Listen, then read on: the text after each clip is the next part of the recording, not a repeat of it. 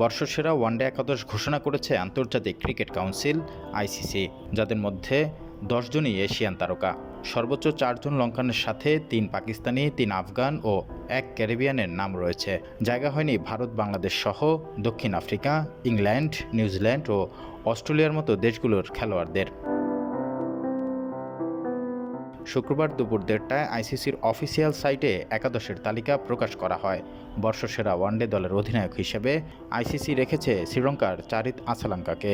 Wicket কিপিংয়ের দায়িত্বে আরেক লঙ্কান কুশল মেন্ডিস। ওপেনিংয়ে পাকিস্তানের সাইম আইয়ুবের সঙ্গে আছেন আফগানিস্তানের রহমানুল্লাহ গুরবাজ।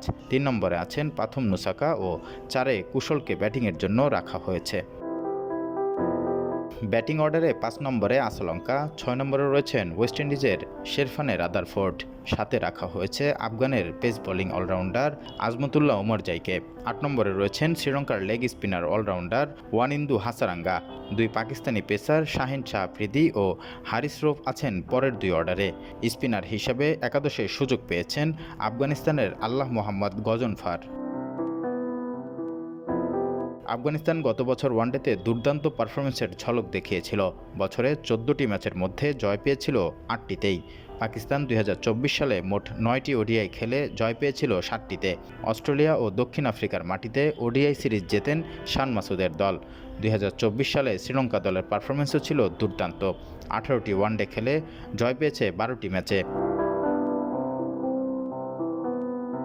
সবশেষ বছর সব মিলিয়ে 3টি ম্যাচ খেলে ভারত। শ্রীলঙ্কার বিপক্ষে ওই সিরিজেও খুব ভালো পারফর্ম করেননি টিম ইন্ডিয়া। সিরিজটা হেরেছিল 2-0-তে। এদিকে বর্ষসেরা খেলোয়াড়ের তালিকায় নেই বাংলার টাইগারদের নাম। যদিও ক্রিকইনফো ও উইজডেনের বর্ষসেরা খেলোয়াড়ের তালিকায় এর আগে যোগ হয়েছিল তাসকিন আহমেদের নাম, তবে আইসিসির বিবেচনায় বর্ষসেরা দলে থাকতে পারলেন না তিনি। উল্লেখ্য, গত বছর একদিনের ফরম্যাটের ম্যাচের সংখ্যাও ছিল খুবই কম। কোনো দলই খুব বেশি খেলতে পারেননি 50 ওভারের ম্যাচ।